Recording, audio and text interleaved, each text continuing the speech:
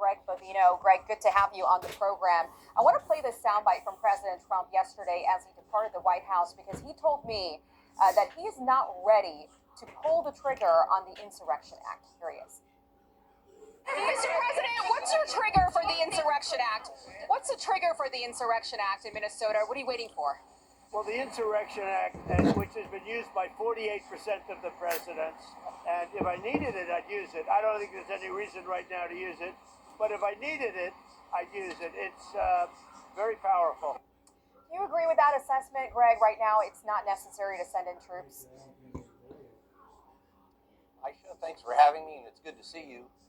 The president is spot on with his comments on the Insurrection Act.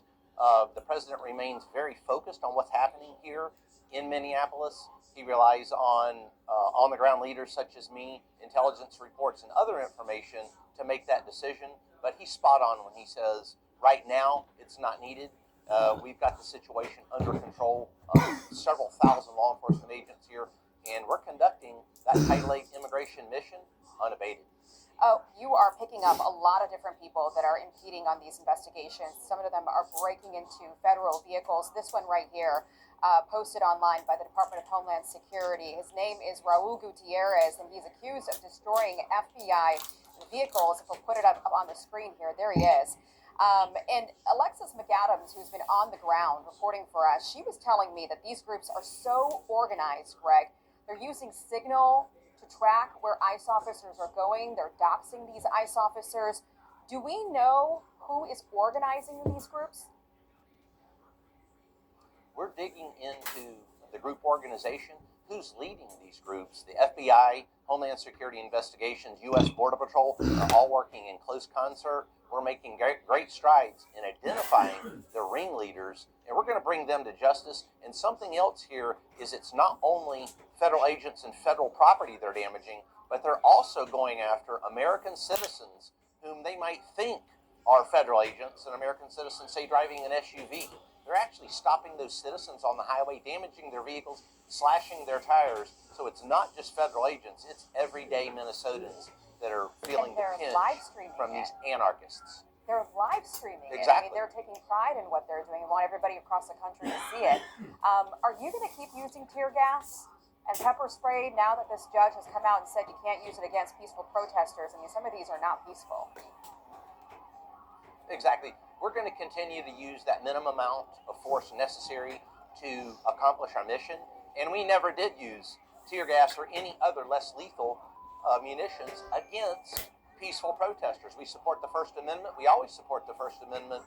But when they cross the line and they're violent, we will use those less lethal munitions because it keeps them safe, it keeps our officers safe, and it keeps the public safe. So we know that right now the DOJ is in an active investigation of Mayor Jacob Frey and the Minnesota Governor Tim Walz. And this is what Todd Blanche, the U.S. Deputy Attorney General, told our Matt Finn when he was asked about the rhetoric from these two politicians. Watch. When the governor or the mayor threaten our officers, when the mayor suggests that he's encouraging citizens to call 911 when they see ICE officers, that is very close to a federal crime. I mean, this is what Governor Walz this week told residents. I mean, he was telling them to film ICE. Let's listen here. I want to share another way you can help. Witness. Help us establish a record of exactly what's happening in our communities. You have an absolute right to peacefully film ICE agents as they conduct these activities. So carry your phone with you at all times. Well, there you go. There's permission to show up at any activities that ICE have underway. Greg, do you think that this is directly the fault of the mayor and the governor? What we're seeing on the ground, the chaos that is just so out of control in Minneapolis? Absolutely, 100%. President Trump, Secretary Noem, and Todd Blanche are spot on in investigating that. They should be investigated. And something else, Aisha, that we're seeing is that rank and file of many of the area police departments, including Minneapolis Police Department. Many of their rank and file police officers are coming up to our agents on the ground saying, thank you for what you're doing. We support you 100%. That's in direct opposition to, say, a Mayor Frey calling for cops to fight federal agents. So we've got the support of the rank and file and the American public. This mission is going to continue. So they want to help. I mean, they're coming up to you and telling you that they actually do want to help, but their hands are tied. Exactly. We've seen this in California and Los Angeles. We saw this with Chicago rank and file police officers. And guess what? We're seeing it in Minneapolis also. And to any of those Minneapolis police officers, and I'm hearing this is happening, that want to join the U.S. Border Patrol or ICE, we welcome you with open arms. We support you. We support you making American cities like Minneapolis a safer place. So Right. I'd be happy to meet personally with those officers that might be wanting to join a law enforcement agency that supports them. Greg, how do you get a handle on this? I mean, it feels like it's never ending and it continues to get worse and worse day by day as we go. I remember the George Floyd riots. I was in the thick of it all, covering it for Fox, and that went on for about a year. I mean, where is this headed? Sure, Aisha, great question.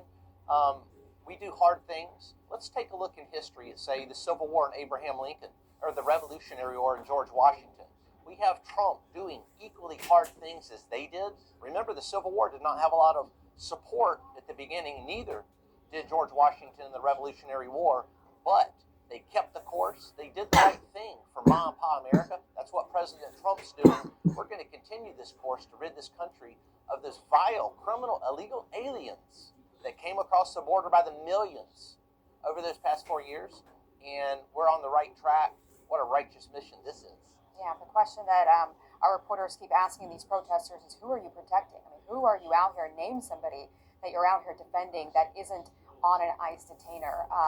Greg, good to see you live from Minneapolis on the ground there with Border Patrol. Thank you. Aisha, good to see you. Thank you. Hey, it's Will Kane. Click here to subscribe to the Fox News channel on YouTube. It's the best way to get our latest